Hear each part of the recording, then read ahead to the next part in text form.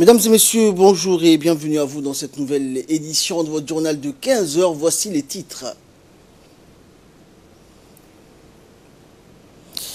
Départ à la Mecque donc du premier contingent djiboutien. Ce sont quelques 176 pèlerins djiboutiens qui ont pris donc le premier vol aujourd'hui.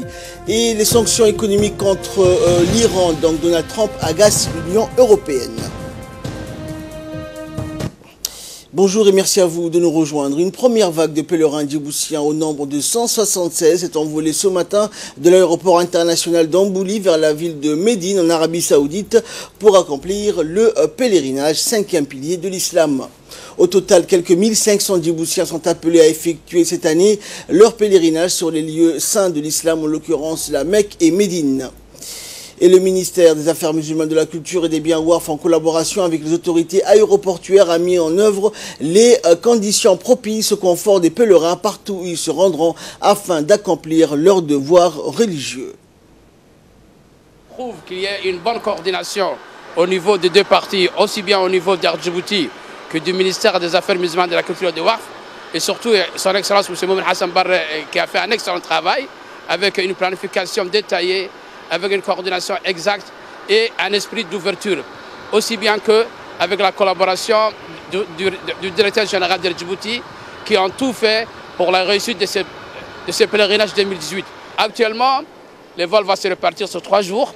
Sur 3 jours, à chaque jour, on va déplacer 534 pèlerins qui, tout au long de la journée, vont être accueillis à Médina par une équipe dynamique qui ont mis en place un programme d'hébergement et de restauration ainsi que prière au niveau de la mosquée de Sallallahu alayhi wa sallam au niveau de Médina, et qui ont tout préparé. Et je souhaite à tous les pèlerins qui partent aujourd'hui et qui partiront les jours à venir un Hajj Mabrouk, et que Dieu leur enlève tous les péchés. Et pour sa part, le directeur général de la compagnie aérienne nationale Air Djibouti, Abdelrahman Ali Abdillahi, a souligné que sa compagnie a fait de son mieux afin d'assurer l'arrivée des pèlerins djiboutiens au lieu saint en temps voulu pour accomplir les rites du Hajj de cette année, en saluant la coopération étroite avec le ministère des Affaires musulmanes, de la Culture et des Biens Waqf. Le directeur général a expliqué qu'environ 176 pèlerins ont pris donc aujourd'hui le premier vol qui a quitté la capitale en direction de Médine, tandis que les 2e et 3e contingents partiront ce soir entre 20h et 22h. Le directeur général a saisi cette occasion pour remercier le ministère des Affaires musulmanes, de la Culture et des Biens Waqf pour tous ses efforts et la gestion de cette saison du Hajj 2018.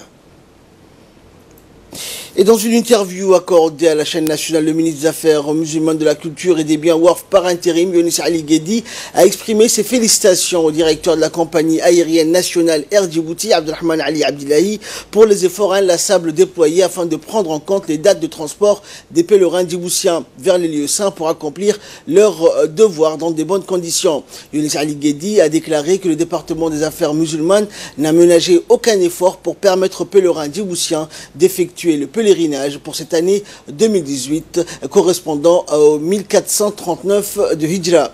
Il a souligné que les pèlerins vont rester à Médine pendant 2 jours et visiter donc la mosquée de notre bien-aimé prophète Mohammed, paix et salut de Dieu soit sur lui, et les lieux historiques de la ville avant de se diriger vers la Mecque pour se consacrer à la préparation et des rites du pèlerinage.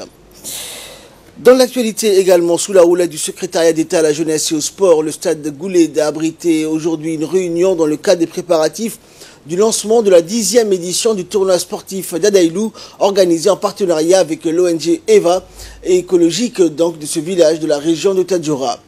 Dans sa 10e édition, comme les précédentes, le tournoi EVA met en lice 5 équipes de football, 5 de handball et des sélections d'athlètes pour chacune des 5 régions de l'intérieur. L'événement a vu la participation du directeur de l'Institut national pour la formation sportive, Saïd Ali, du directeur du sport, Abshir Ali, le directeur des régions, et Omar Hassan Abdillahi, du secrétariat donc, général de l'ONG EVA, et plusieurs centaines de jeunes participants à ce tournoi.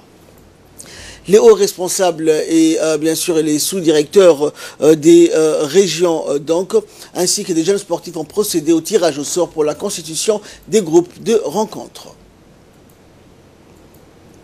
C'est un événement qui est dédié pour les jeunes de ce pays qui vont venir de différents coins, de différentes régions de la République.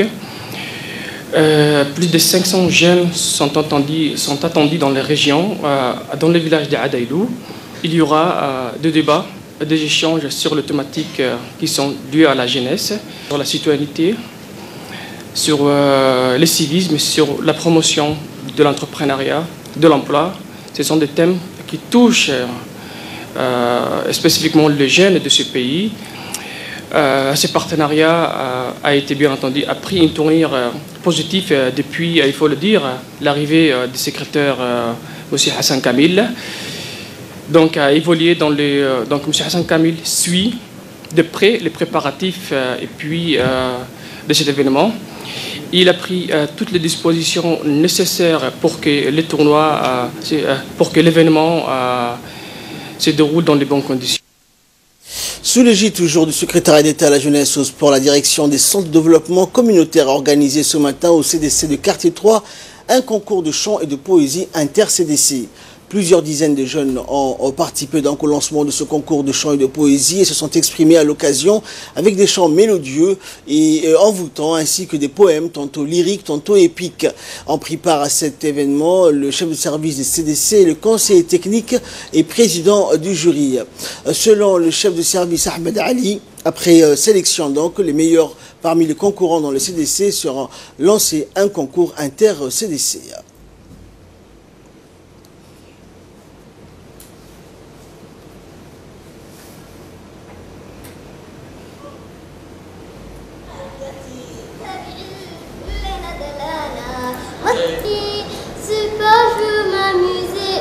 D'abord je veux prier, nous avons tout, bismillah.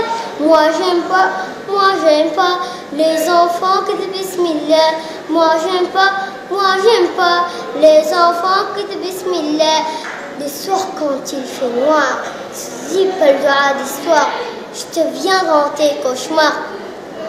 A'oudou billahi minash shaitanir rajim. A'oudou billahi. Et enfin, sport pour clore l'actualité nationale, la sélection des jeunes footballeurs djiboutiens de moins de 17 ans, dénommée U17, s'est envolée hier après-midi à destination de la Tanzanie, notamment à Dar es Salaam, pour participer au tournoi CECAFA 2018, Conseil des fédérations de football d'Afrique de l'Est central et austral, qui se déroulera dans la capitale tanzanienne. Le tournoi CECAFA donc se déroulera du 7 au 27 août de ce mois et notre équipe de moins de 17 ans disputera les équipes donc nationales de l'Afrique de l'Est central et austral. Avant de participer à ce tournoi de CECAFA 2018, les jeunes footballeurs ont joué donc un match amical avec l'équipe de la Tunisie et la fédération de football djiboutienne donc gère la sélection des jeunes garçons et aussi des jeunes filles. La sélection de moins de 17 ans qui s'est rendue donc à Dar es Salaam était accompagnée par leur entraîneur Moussa Mara. Et en nouvelles du monde, à présent avec Fardous Hussein. Bonjour Fardous. En Indonésie, Fardous, donc concernant notamment le séisme qui a eu lieu à Lombok, l'aide se fait attendre dans certaines zones. En effet, Ahmed, comme vous le dites, plus de 70 000 personnes se retrouvent sans domicile et dorment dans des abris de fortune, manquant de nourriture, d'eau potable, de médicaments. 3 jours après le séisme meurtrier sur l'île indonésienne de Lombok, ont indiqué aujourd'hui les autorités. Le tremblement de terre de magnitude de 6,9 survenu dimanche soir a tué 105 personnes en plus des morts. 236 personnes ont été sérieusement blessées par le séisme de dimanche et des dizaines de milliers de maisons ont été endommagées. Les équipes de secours continuent de déblayer des débris de bâtiments effondrés à l'aide d'excavateurs, faisant craindre une hausse du bilan des victimes. Et concernant donc les sanctions économiques contre l'Iran, Donald Trump agace l'Union européenne. Eh bien, ces sanctions économiques américaines, Ahmed, contre l'Iran sont entrées en vigueur hier matin. Donald Trump a confirmé via Twitter qu'il s'agissait de représailles de plus dures imposées à Téhéran. Surtout, il a menacé les pays qui continueraient à entretenir les relations relations commerciales avec l'Iran d'être boycottés par Washington. L'Union européenne est particulièrement visée par cette précision. Dès lundi, l'Union européenne avait communiqué sur la mise en place d'une législation spécifique protégeant ses opérateurs économiques engagés dans des affaires légitimes avec l'Iran. L'Allemagne, donc Daimler, numéro 1 mondial des voitures haut de gamme, a annoncé mardi cesser ses activités en Iran jusqu'à nouvel ordre. Et au Japon, Fardous, un puissant typhon se dirige vers l'est du pays du soleil levant. En effet, Ahmed, un puissant typhon qui se dirige aujourd'hui vers l'est du Japon, charriant de très fortes pluies et vents violents qui risquent grandement de perturber les transports de la région de Tokyo. Son passage risque aussi de causer de retard ou des suppressions des trains aux heures de pointe ce soir et demain matin. La compagnie aérienne a quant à elle d'ores et déjà décidé d'annuler des vols tant intérieurs qu'internationaux. Le Japon subit tous les ans le passage de typhons parfois meurtriers, mais cette année, le passage de ces perturbations s'inscrit dans un contexte exceptionnel. Il a tout juste un mois de cela, des pluies records dans le sud-ouest ont provoqué des inondations, des coulées de boue monstrueuses qui ont tué quelques 220 personnes. Ensuite, des dizaines des habitants donc, dans l'ensemble de l'archipel sont décédés en raison de chaleur torride d'un degré d'humidité supérieur à 80%, une combinaison qui peut être mortelle. Et nous restons donc au Japon, nous allons parler des Jeux Olympiques Tokyo 2020. La reconnaissance faciale a été imposée donc pour ces Jeux Olympiques. Tout à fait, donc un système de reconnaissance faciale ultra rapide sera mis en place pour les Jeux de Tokyo en 2020. Une initiative d'une ampleur inédite. Ahmad, une petite machine dotée d'une caméra, sera placée à l'intérieur de 43 sites de compétition du village olympique et des salles de presse avec un double objectif pour les organisateurs. D'après ce test, la reconnaissance faciale permettra d'effectuer des contrôles 2,5 fois plus rapide que la procédure classique. Et enfin, donc, cette information insolite, Fardous, un navire d'Amundsen regagne la Norvège 100 ans après l'avoir quitté. En effet, le mot d'une épave historique a été retrouvé, sa terre natale, la Norvège, un siècle après l'avoir quitté. Sa particularité, elle appartenait au célèbre explorateur norvégien Donald Amundsen, premier homme à avoir conquis le pôle Sud, construit en 1917. Le navire est nommé Maud d'après le nom de la reine Maud de Norvège. Après plusieurs expéditions dans l'Arctique, il fait naufrage en 1930 près de la rive de Cambridge Bay au Canada. Il y a 6 ans, une équipe lance un projet pour rapatrier le bateau grâce au financement de 3 frères et entrepreneurs norvégiens. Il est remonté à la surface puis il traverse l'Atlantique avant de regagner le port de Bergen. Au total, le périple de 2 ans. Le navire sera désormais exposé où il avait été mis en flot dans la municipalité d'Asker, au sud-est du pays. Merci Fardous, merci également à vous de nous avoir suivis. Restez avec nous, le programme continue.